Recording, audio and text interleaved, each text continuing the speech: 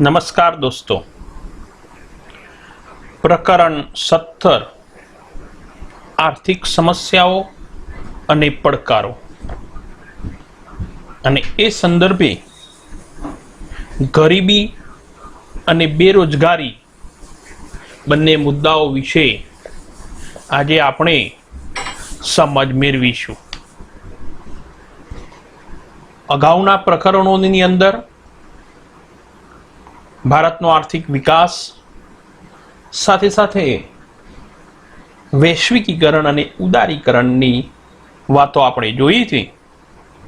આજે આપણે મુખ્ય સમસ્યાઓ ગરીબી અને બેરોજગારીના સંદર્ભે એ આપણે ચર્ચા કરીશું. દોસ્તો, આપણા દેશની અંદર ઘણી બધી સમસ્યાઓ છે, જેમ કે વસ્તી વધારો, ભાવ વધારો, કાળું નાણું, ગરીબી, બેકારી, ભૂખમરો, ભ્રષ્ટાચાર, આતંકવાદ, અનેક પ્રકારની સમસ્યાઓ છે.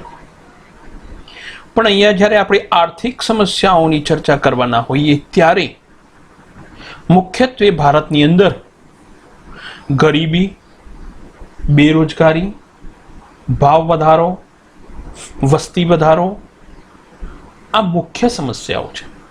અને આ સમસ્યાઓ પૈકી ગરીબી અને બેરોજગારી વિશે આપણે વિગતે અભ્યાસ કરીશું. સૌપ્રથમ ગરીબીની આપણે ચર્ચા કરીશું. દોસ્તો, ગરીબી એટલે શું? અને બીજો મુદ્દો છે ગરીબી રેખા હેઠળ જીવતા લોકોના લક્ષણો. ગરીબી રેખા હેઠળ જીવતા લોકો કેવા હોય છે એના વિશેની અહીંયા આપણે ચર્ચા કરવાની છે. ટૂંકમાં જો વ્યાખ્યા કરીએ તો જેમને ખોરાક, કપડાં અને રહેઠાણ જેવી જીવનની મૂળભૂત પ્રાથમિક જરૂરિયાતો તેમજ શિક્ષણ અને તબીબી જેવી સેવાઓ પણ પૂરતા પ્રમાણમાં મળતી નથી, ત્યારે સમાજની એ સ્થિતિને ગરીબી કહે છે. દોસ્તો, ખોરાક, કપડાં, રહેઠાણ, શિક્ષણ અને આરોગ્ય જેને ન મળતું હોય એવા લોકો ગરીબ છે અને એવી પરિસ્થિતિને ગરીબી કહીએ છીએ. ગરીબોના લક્ષણો શું? તો સૌ પ્રથમ તો જે લોકોને બે ટંક પૂરતું ભોજન ન મળતું હોય, જેમને રહેવા માટે પૂરતા પ્રમાણમાં મોકરાશવાળી જગ્યા ન મળતી હોય, એટલે કે આવાસ ન હોય, અને આવાસ હોય તો એ એટલા નાના હોય કે જ્યાં વ્યક્તિને જીવન ગુજારવું એ મુશ્કેલ થઈ પડે, જેમને ગંદા વિસ્તારોમાં રહેવું પડતું હોય, જેમની આવક નિર્ધારિત અપેક્ષિત આવકથી પણ ઓછી હોય, જેમને પોષણયુક્ત આહાર ન મળતો હોય, જેઓ શારીરિક રીતે અશક્ત હોય, જેમનું આયુષ્ય રાષ્ટ્રીય સરેરાશ આયુષ્યથી ઓછું હોય, જેઓ નિરક્ષર હોય એટલે કે અભણ હોય, જેઓ સતત અનેક નાના મોટા રોગોથી પીડાતા હોય, જેમના બાળકોને ભણવાની ઉંમરે મજૂરી કરવી પડતી હોય, જેમના બાળકોનું મૃત્યુ પ્રમાણ ઊંચું હોય, સામાન્ય રીતે ઉપયુક્ત લક્ષણ ધરાવતા લોકોને આપણે ગરીબી રેખાથી નીચે જીવતા લોકો ગણી શકીએ. પ્રશ્ન એ થાય કે ગરીબી રેખા એટલે શું? ગરીબી રેખા આપણે કોને કહીશું? અને આવા ગરીબોને ગરીબી રેખાથી બહાર લાવવા માટેના આપણા પ્રયત્નો કેવા હોવા જોઈએ? આ તમામ બાબતોની ચર્ચા એ આપણે અહીંયા કરવા જઈ રહ્યા છીએ. સૌપ્રથમ તો ગરીબી રેખાનો જે ખ્યાલ છે એ WHO એટલે કે વર્લ્ડ હેલ્થ ઓર્ગેનાઇઝેશનના નિયામક બ્યોર્ડ ઓરેએ રજૂ કર્યો હતો અને એમને અનાજ, વસ્ત્ર, રહેઠાણ, શિક્ષણ, આરોગ્ય, પીવાનું ચોખ્ખું પાણી, વીજળી, સેનિટેશનની સુવિધા, વાહન, પરિવહન વગેરે પાછળ થતા ખર્ચ તેમજ આવક મુજબ તથા કેલેરીની આધારે જીવન ધોરણની નક્કી કરેલ સપાટીને ગરીબી રેખા કહેવામાં આવે છે. એટલે કે વ્યક્તિને જીવન જીવવા માટે અન્ન, વસ્ત્ર, આવાસ, શિક્ષણ અને આરોગ્ય એની પાછળ જે ખર્ચ કરે છે તે, અથવા તો એ ખર્ચને પહોંચી વળવા માટે એ વ્યક્તિની આવક અને એના જીવન માટે જે એક કેલેરી ગ્રહણ કરે છે એના આધારે એ આપણે ગરીબીનું મૂલ્યાંકન કરી શકીએ છીએ. ગરીબી માપવા માટેની સામાન્ય રીતે બે પદ્ધતિઓ અમલમાં છે. એક, કોઈ એક કુટુંબ દ્વારા વિભિન્ન વસ્તુઓ કે સેવાઓ પર કરવામાં આવેલ ખર્ચને આધારે, અને બે, કુટુંબ દ્વારા મેળવેલ કુલ આવકને આધારે. અને અહીંયા કુટુંબ એટલે વધુમાં વધુ 5 સભ્યો. કોઈ એક કુટુંબ દ્વારા વિભિન્ન વસ્તુઓ કે સેવાઓ પર કરવામાં આવતો ખર્ચ, જીવન જરૂરી માટે જે કંઈ પણ ચીજ વસ્તુઓ છે એના પાછળ કુટુંબ કેટલો ખર્ચ કરે છે એના આધારે, અથવા તો કુટુંબ દ્વારા મેળવેલી કુલ આવકને આધારે અનાજ, કઠોળ, દૂધ, શાકભાજી, કપડાં, રહેઠાણ જેવી તદ્દન પ્રાથમિક જીવન જરૂરિયાતો લઘુત્તમ બજાર ભાવે પણ પ્રાપ્ત કરી શકવાની ન્યૂનતમ આવક ન ધરાવતા હોય તેઓ નિરપેક્ષ રીતે ગરીબ છે તેમ કહેવાય. દોસ્તો, ગરીબીનું માપન આપણે બે રીતે કર્યું, પણ બે પ્રકારના ગરીબો દુનિયાની અંદર રહે છે. એક નિરપેક્ષ ગરીબો અને બીજા સાપેક્ષ ગરીબો. નિરપેક્ષ ગરીબો એટલે એવા ગરીબો કે જે પોતાની જીવન જરૂરિયાતની ચીજવસ્તુઓ ખરીદી શકે એટલી પણ એમની ખરીદ શક્તિ હોતી નથી, અથવા તો એટલી પણ તેઓ આવક ધરાવતા નથી. અને મોટે ભાગે આવા નિરપેક્ષ ગરીબો જે છે એ વિકાસશીલ દેશોની અંદર જોવા મળે છે. ભારત, પાકિસ્તાન, યુગોસ્લાવિયા વગેરે દેશો જે ગરીબી રેખાથી નીચે જીવતા લોકોની સંખ્યા વધુ છે એવા દેશો. અને જ્યારે સાપેક્ષ ગરીબી નો ખ્યાલ વિકસિત દેશોની અંદર જોવામાં આવે છે, અમેરિકા, જાપાન જેવા જે દેશો છે ત્યાં નિરપેક્ષ ગરીબ તો છે જ નહીં, ત્યાં સાપેક્ષ ગરીબી છે. સાપેક્ષ ગરીબી એટલે શું કે ઊંચી આવકવાળા જૂથની નીચી આવકવાળા જૂથની સાથે સરખામણી કરતા નીચી આવકવાળા જૂથની આવક ઓછી હોવાથી તેઓ સાપેક્ષ રીતે ગરીબ ગણાય છે. ઉદાહરણ તરીકે, કોઈ વ્યક્તિની આવક 10,000, 20,000 અને 30,000, 3 વ્યક્તિઓ છે. એકની આવક 10,000 છે, બીજાની 20,000 છે, ત્રીજાની 30,000 છે. તો અહીં બીની તુલનાએ એ વ્યક્તિની આવક ઓછી છે, તેથી એ વ્યક્તિ સાપેક્ષ રીતે ગરીબ છે. તેવી જ રીતે સી વ્યક્તિની તુલનાએ એ અને બી વ્યક્તિની આવક ઓછી હોવાથી સીની તુલનાએ એ અને બી બંને એ ગરીબ ગણાશે. તો આ વાત થઈ બે પ્રકારની ગરીબી, સાપેક્ષ ગરીબી અને નિરપેક્ષ ગરીબી. હવે દોસ્તો, ભારતની અંદર આ ગરીબી કેવા પ્રકારની છે, આપણા દેશમાં ગરીબોની સ્થિતિ શું છે, એના વિશેની આપણે ચર્ચા કરીશું. ભારતમાં આયોજન પંચે ઈસવીસન 2011-12 દોસ્તો, જ્યારે આયોજન પંચની વાત કરું છું ત્યારે આજે ભારતની અંદર આયોજન પંચ નથી. અત્યારે એ આયોજન પંચને યોજના આયોગ તરીકે આપણે ઓળખીએ છીએ.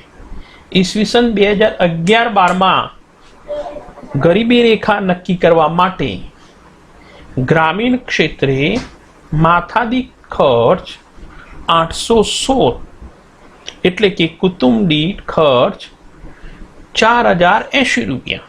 ગ્રામીણ ક્ષેત્રે માથાદીઠ ખર્ચ $816 અને જો રૂપિયામાં ગણીએ તો કુટુંબ દીઠ ખર્ચ $40,080 અને શહેરી ક્ષેત્રે માથાદીઠ ખર્ચ $1000 અને કુટુંબ દીઠ ગણીએ તો 5000 નક્કી કરવામાં આવ્યા છે. એટલે કે ગ્રામીણ ક્ષેત્રે માથાદીઠ ખર્ચ $816 અને કુટુંબની ગણીએ તો 5 વ્યક્તિઓની ગણીએ તો $4080. એનાથી ઓછું ખર્ચ કરનાર વ્યક્તિઓ એ ગરીબ ગણાય છે. અને એવી જ રીતે શહેરની અંદર એક વ્યક્તિના $1000 અને કુટુંબના $5000 એના કરતાં ઓછું ખર્ચ કરનાર વ્યક્તિઓ ગરીબ ગણાય છે. આ માપદંડના આધારે ભારતમાં ઈસવીસન 2011-12 દેશની કુલ 121 કરોડની વસ્તીમાંથી 27 કરોડ લોકો ગરીબ હતા, જ્યારે ગરીબીનું પ્રમાણ કુલ વસ્તીના 21.9% હતું. વિશ્વ બેંકે ગરીબી રેખાના ધોરણ માટે ઈસવીસન 2012 ઈસવીસન 2008ના ભાવોએ માથાદીઠ દૈનિક આવક $1.90 નક્કી કરી હતી. વિશ્વ બેંકના એક અહેવાલ મુજબ ઈસવીસન 2010માં ભારતની કુલ વસ્તીના 121 કરોડમાંથી 45.6 કરોડ લોકો ગરીબ હતા. એટલે કે કુલ વસ્તીના 32.7% લોકો ગરીબી રેખાથી નીચે જીવતા હતા. UNDP united nation development programme 2015ના રિપોર્ટ મુજબ ભારતમાં ગરીબીનું પ્રમાણ કુલ વસ્તીના 21.92% હતું. તેમાં ગ્રામીણ ક્ષેત્રે ગરીબીનું પ્રમાણ 25.7% અને શહેરી ક્ષેત્રે ગરીબીનું પ્રમાણ 13.7% હતું. એટલે કે દેશના 26.93 કરોડ ગરીબોમાંથી ગ્રામીણ ક્ષેત્રે 21.65 કરોડ અને શહેરી ક્ષેત્રે 5.28 કરોડ લોકો ગરીબી રેખા નીચે જીવતા હતા. એનો મતલબ એ થયો કે ભારતના ગામડાઓની અંદર ગરીબોની સંખ્યા વધુ પ્રમાણમાં જોવામાં આવે છે. ભારતની અંદર ગરીબીના પ્રમાણમાં આંતરરાજ્ય અસમાનતા પ્રવર્તે છે. ભારતના જે કુલ રાજ્યો છે એમાં કેટલાક રાજ્યોની અંદર લોકોનું જીવન ધોરણ ઊંચું છે, અપેક્ષા કરતાં વધુ ઊંચું છે, સરેરાશ કરતાં વધુ ઊંચું છે. કેટલાક રાજ્યો એવા છે જેમની ગરીબીનું પ્રમાણ એ સરેરાશ ગરીબી કરતાં વધુ છે. તો સૌથી ઊંચું પ્રમાણ છત્તીસગઢ રાજ્યની અંદર છે. 36.93% લોકો અને સૌથી નીચું પ્રમાણ ગોવાની અંદર છે 5.09%. એટલે કે સૌથી વધુ ગરીબો એ છત્તીસગઢમાં છે અને સૌથી ઓછા ગરીબો એ ગોવામાં છે. ભારતમાં છત્તીસગઢ असम, उत्तर प्रदेश, मणिपुर, बिहार, अरुणाचल प्रदेश, झारखंड, ओडिशा વગેરે રાજ્યોમાં ગરીબીનું પ્રમાણ સરેરાશ 30%થી વધારે છે.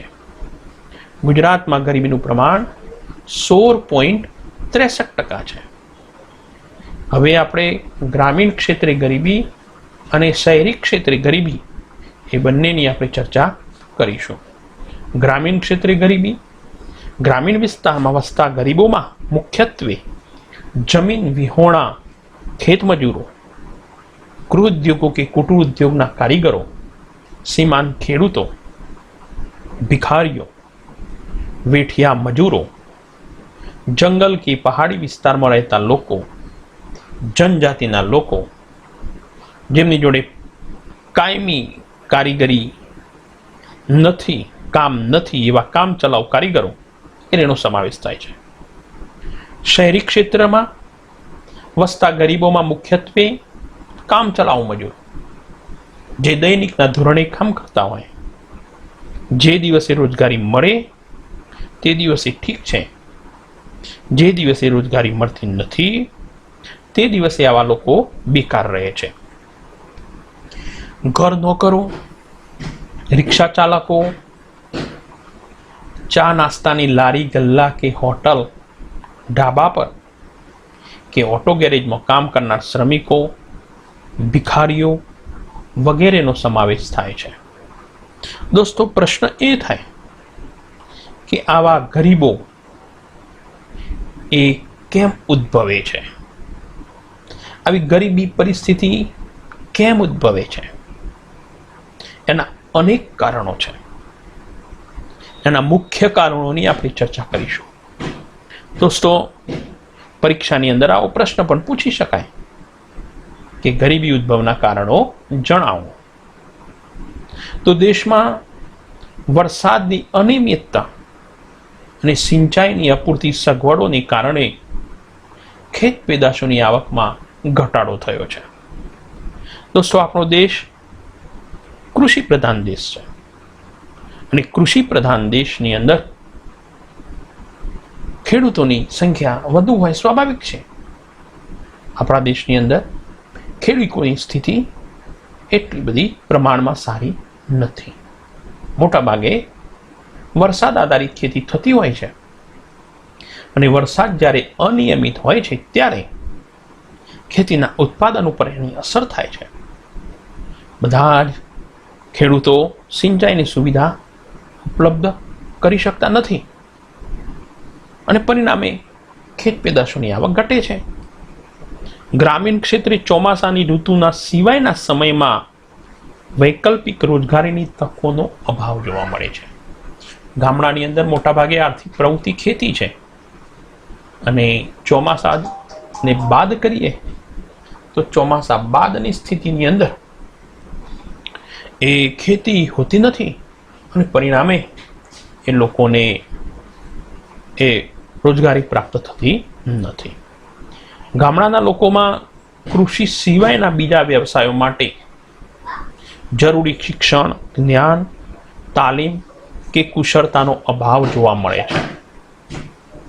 જ્ઞાતિ પ્રથા તેમજ પરંપરાગત રૂઢિઓ અને રિવાજો પાછળ ગજા ઉપરાંતના ખર્ચ કરવાથી લોકો દેવાદાર બને છે અને આમ બિન ઉત્પાદકીય ખર્ચા કરવાથી વ્યક્તિ ગરીબ જ રહે છે.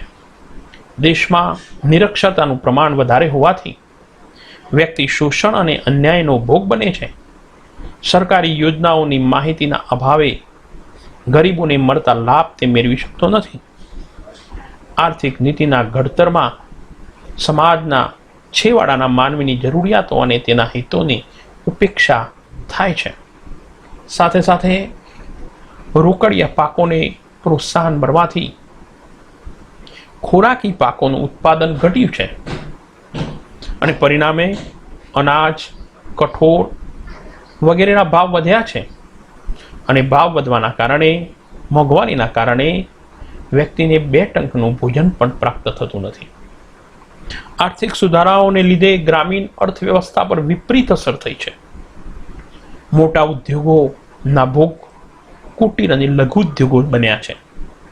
રોજીરોટી ન મળવાથી લોકો શહેરો તરફ ફર્યા છે અને આ ઉપરાંત ખેતીની આવકમાં ઘટાડો થવાથી ગામડામાં મજૂરી કામ ખૂબ જ ઓછું થયું છે. પોષણક્ષમ આહારના અભાવે ગરીબો નાના મોટા રોગોના ભોગ બને છે. પરિણામે તેમની સારવારનો ખર્ચ વધે છે, જ્યારે આવકમાં તો વધારો થતો જ નથી. તેથી ગરીબોની આર્થિક સ્થિતિ સુધરતી નથી. ટેકનોલોજીમાં ફેરફાર થતાં ગામડાના પરંપરાગત વ્યવસાયો, કુટીર ઉદ્યોગો, ગ્રામોદ્યોગો પડી ભાગ્યા છે. બેકારીમાં વધારો થયો છે. દેશમાં વસ્તી વધારાનો દર પણ વધ્યો છે. મૃત્યુદર ઘટ્યો છે. લોકોની સરેરાશ આયુષ્યમાં વધારો થયો છે અને પરિણામે સમાજમાં શ્રમની માંગ કરતા કામ કરનારા વર્ગનો વધારો થયો, જેથી બેકારી વધી. જીવન જરૂરિયાતની વસ્તુઓની માંગ સામે પુરવઠો ઘટતા ભાવો વધ્યા. Demand and supply. ડિમાન્ડ વધુ છે, સપ્લાય પ્રમાણમાં છે નહીં અને પરિણામે ભાવ વધે છે. લોકોની ખરીદ શક્તિ ઘટે છે. પરિણામે લોકોનું જીવન ધોરણ નીચું જાય છે અને અંતે દેશમાં ગરીબીનું પ્રમાણ એ વધે છે. દોસ્તો, ગરીબી નિવારણના ઉપાયો પણ છે. સિક્કાની બે બાજુ છે. એક હકારાત્મક છે અને બીજી નકારાત્મક છે. અહીંયા આપણે હકારાત્મક બાબતોની જો ચર્ચા કરીએ તો ગરીબી નિવારણ માટેના ઉપાયો, એની વ્યૂહરચના જે ભારત સરકારે આઝાદી પછી નિરંતર અમલમાં મૂકી છે. ગરીબી ઘટાડવા માટે આયોજનમાં 4 પ્રકારની વ્યૂહરચના અપનાવી હતી. એક, દેશનો ઝડપી આર્થિક વિકાસ થવાથી રોજગારી અને આવકની તકોમાં વધારો થશે. તેમાં શ્રીમંતોને પ્રાપ્ત થતા લાભો ગરીબો સુધી વિસ્તરશે. આવી આશાએ ગરીબી હટાવોના સૂત્ર સાથે સરકારે આયોજનમાં મોટા અને ભારે ઉદ્યોગોની સ્થાપનાને પ્રોત્સાહન આપ્યું.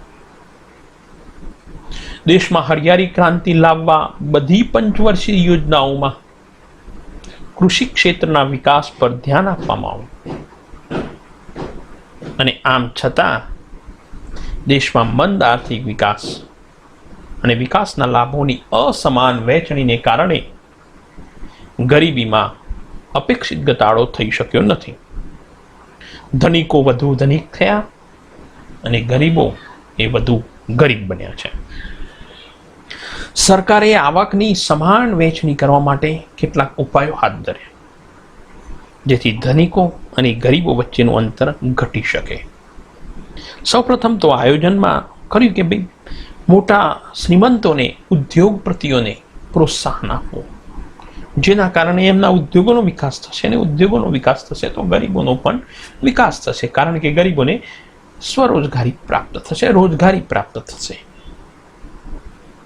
પરંતુ એવું ન બન્યું. શ્રીમંતો વધુ શ્રીમંત બન્યા અને ગરીબો વધુ ગરીબ બન્યા. સરકારે આવકની સમાન વહેંચણી કરવા માટેના કેટલાક ઉપાયો હાથ ધર્યા. ધનિક વર્ગ અને મધ્યમ વર્ગ ઉપર વધુ કરવેરા નાખ્યા. ધનિક વર્ગ દ્વારા ઉપયોગમાં લેવાતી મોજ શોખની, ભોગવિલાસની કે સુખ સગવડની વસ્તુઓના ઉત્પાદન પર ઊંચા કરવેરા નાખવામાં આવ્યા.